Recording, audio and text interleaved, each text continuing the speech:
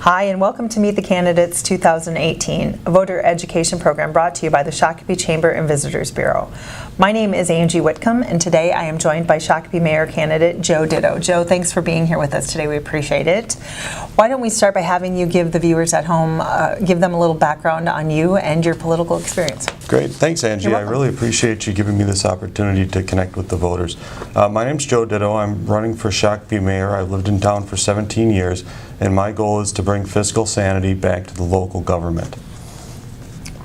Very concise. Love that. You caught me off guard. Sorry. Okay, so Joe, perception is that investors are pulling out of our projects in our community, citing instability and unpredictability amongst our local politics, with city politics. So how do we restore that predictability and stability so that investors feel confident investing their money and building projects here? Yeah, I completely agree that there's instability. The council has been divided since 2013, and the competing visions have really caused this instability. If I were an investor, it's completely understandable why they're concerned about this instability, especially when we've got government picking winners and losers in the marketplace. I believe our local government has overreached and is operating far outside the boundaries that we want it to. When government strays from their mission, it's bound to cause divisiveness and instability. It's the reason we're so divided as a town right now. My goal is to return government to its original purpose, to provide basic services such as law enforcement, fire protection, and public works. Once we eliminate government overreach and provide a level playing field for all businesses in Shakopee, confidence in our city government will return.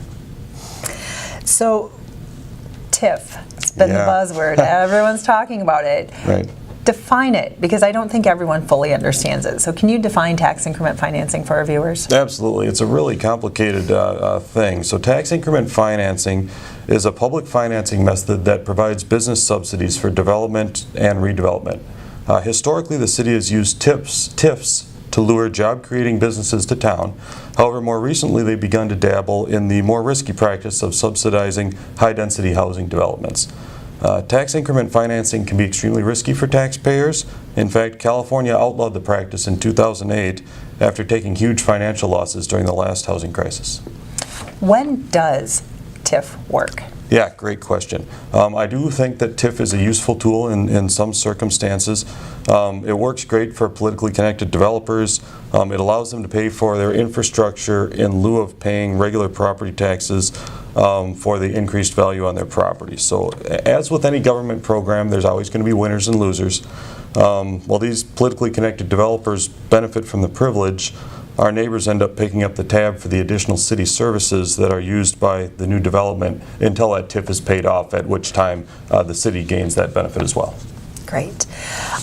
So as a Chamber of Commerce, as the Shakopee Chamber of Commerce, we are unapologetically pro-business and pro-Shakopee. How is your agenda pro-business, and how might that differ from some of the others running for this seat? Right, yeah, and you guys do a great job of advocating for Shakopee business. Thank you. So as a former Shakopee business owner and current real estate investor in Shakopee, I'm extremely bullish on Shakopee's future for all of our neighbors and businesses.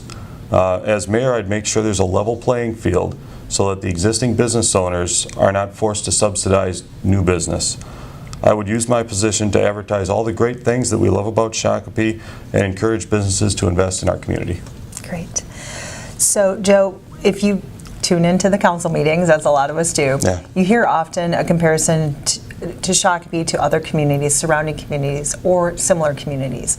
What are other cities doing well, do you think? And what lessons could we learn from those? Right, yeah. It's a great question. It always somewhat bothers me when they try to say we need to be more like in other communities. So I understand some politicians want to make Shakopee more like Minneapolis. I moved here 17 years ago to get away from the big city life.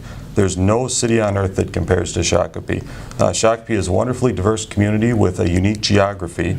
We're an awesome entertainment destination. I wouldn't want to live anywhere else in the world, and I certainly wouldn't want to copy any other city's plan. They're going to want to copy us. I hope so. Lead the way.